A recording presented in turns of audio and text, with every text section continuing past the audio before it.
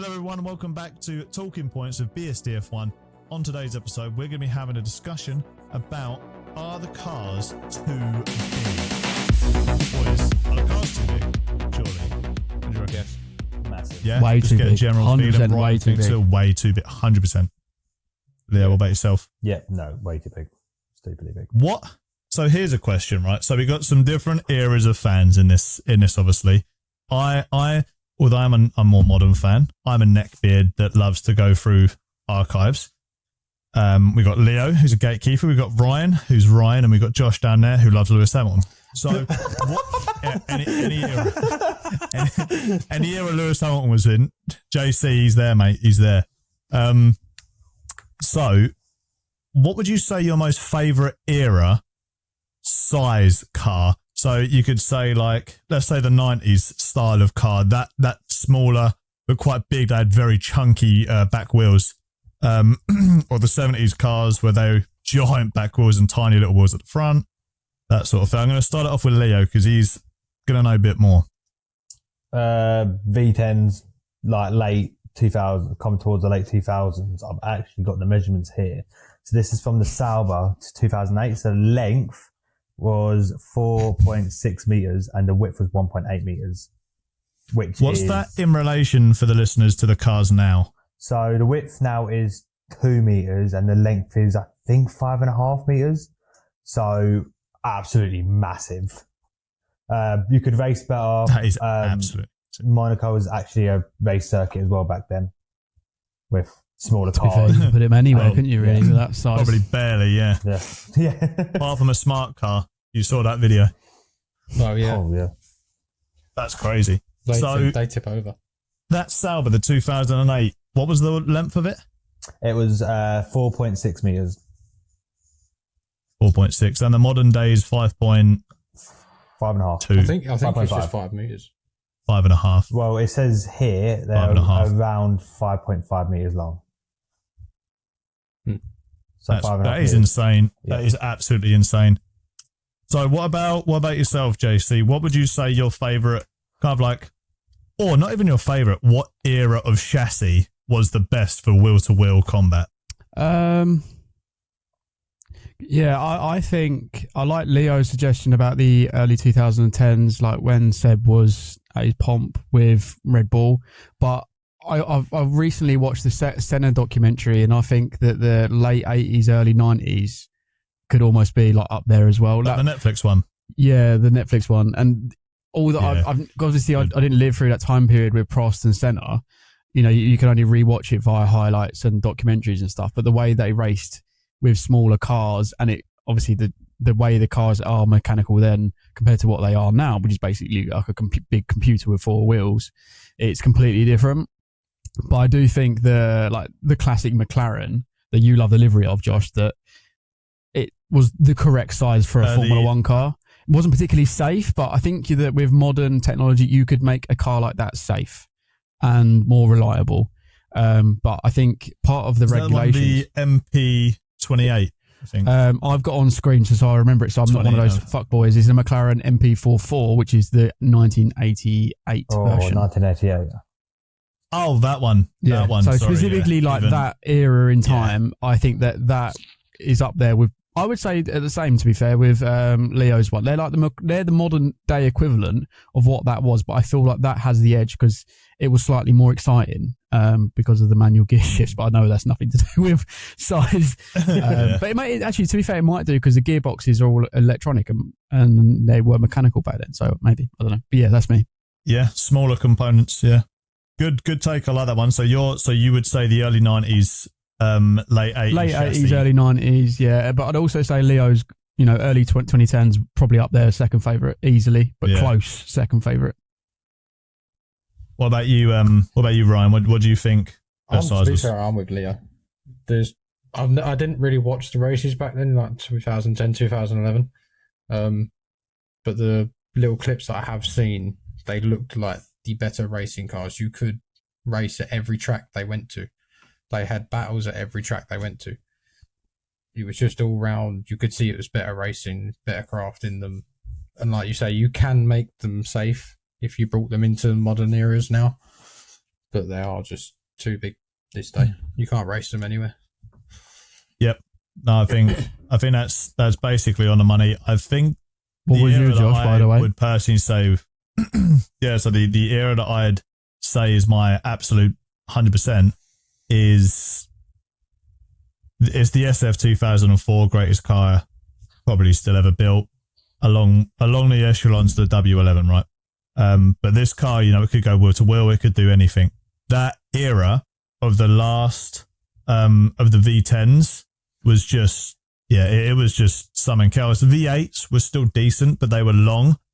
But the V10s, you watch Alonso and Schumacher throwing that car around. You watch Kimi launching that car. Japan. Oh, yeah, to be fair, that is a good shout. The early 2000s were a really good time period for Formula One. They were amazing. It's just a shame that it didn't pop the way it has now, like with Drive to Survive. Obviously, it wouldn't have happened back then because we didn't have that kind of thing. Right. But it's a shame that the sport wasn't like as it was then with like the cars and the technology, because those days were really, really exciting. But there wasn't dross, but those days were exciting. But I don't know if that's just a nostalgia thing or it's genuine, if you know what I mean. Because we are, to be fair, we're Formula One races now. We are living history, aren't we? Imagine, sorry, just quickly. Imagine those like early 2000s, late 2000 cars, those smaller ones going around Saudi. How much better, like, how you just chuck it around the corners and all that, yeah. Wow. That'd be insane. That'd be one of the coolest things. Again, bring historical off-season races. Anyway, so what do you reckon they could do to actually like shrink the cars in modern day? Because we've got all the electrical systems like Josh was hinting at earlier. Things like the halo, the monocoque at the front, which is the survival cell. What do you reckon they could do to shrink the cars down but keep them safe and technologically advanced? The problem is we'll start with the problem Josh. is that even modern day cars are like 4 times the size of what they was in the 90s. And their whole reasoning is basically safety. But safety technology is probably one of the easier things to tick off on the list because you have to do it first. So making sure that it's like a certain this and a certain that. Like you say, the survival cell has got some regulation parts that has to be built a certain way. But if you got the best minds in the sport. So let's take, for example, Adrian Newey. If he becomes a freelancer for Formula One to develop regulations, what's stopping him by saying, look, we need to just make this survival shell smaller to bring the cars down size as well. So you don't even have to make them like tiny like they were in the like 80s and 90s. Bringing them back to like 2010 spec, maybe even like the SF 2004 spec where they're skinny. That works, but at the end of the day, the halo is still there. The new metals that they use on the cars, they didn't have that in the early 2000s. They probably couldn't afford it because the technology wasn't there to make 100%. It correct. So I don't think it's necessarily that they choose not to. I think they've got to a size and they keep adding technology and adding like safety features on and not for actually we could do this a lot smaller. Look, a good example, but a terrible analogy is the iPhone. Like our iPhone started off in like 2007, 2008, massive, rounded back, and then now it's square and small in comparison with all the features you have, the large battery and like Wi-Fi technology and stuff. So it's it can be done by the greatest minds. Yeah. Yeah, you put your mind to it. Anything can be achieved, basically, which I think is what definitely needs to be looked at. I was going to ask Leo this question. As Josh probably answered about 15 questions in one bounce there, so that was very good. We got everyone's questions answered. But, Leo, do you reckon a way to get the car smaller with this safety element that Josh was saying about is to make the tracks a lot smart safe, a lot more like Spa had done with Eau Rouge Radley onto the Kemmel Straight? That has been a long time coming, that update. So many unfortunate fatalities, so many serious crashes at that exact corner. Then eventually after 50 to 60 years, because I think that bit wasn't really there prior to that, they finally moved the hill when they could have done that a very long time ago and lives could have been saved. Do you think if the tracks were more runoff, better armcos everywhere, a bit more investment on safety along the track side, because you think people still, Grosjean still smashed into a big thing that you'd find on the M25, right? Like, it's going to stop cars from crashing into them. So what do you reckon with that? Well, it's hard to do that when all you want is street circuits, like Formula 1 are going for. You know, Good point. So the problem is, to add on to Josh's point, the car weights, for example, in the between 95 and 2008, they're around 595 kilos, and last year there was 790. They're so heavy, they're so like understeery because how heavy they are. It's hard to make them safe, and obviously because that's a lot of safety features, like Josh said, got all the new technologies and everything like that. So it's a way of trying to make them smaller, but trying to keep that safety element in there as well. How they do that, I don't know. Yeah. The halo adds a lot of weight to it, and you have to keep the halo in, but maybe find an alternative to the halo, I guess. The trouble is, though, Leo, and this is what I think this might be the best way to summarize like racing in general. Racing is a dangerous sport, period. And the FIA have only invented safety technology when something has happened. I mean, look at George Bianchi, whose accident led to the halo, and other obviously incidents that led to the halo as well, becoming mandatory. And there's various other incidents like that. I mean, you look at the F2 with the incident with Antoine Hubert. You know, them cars are smaller. That didn't save his life, unfortunately.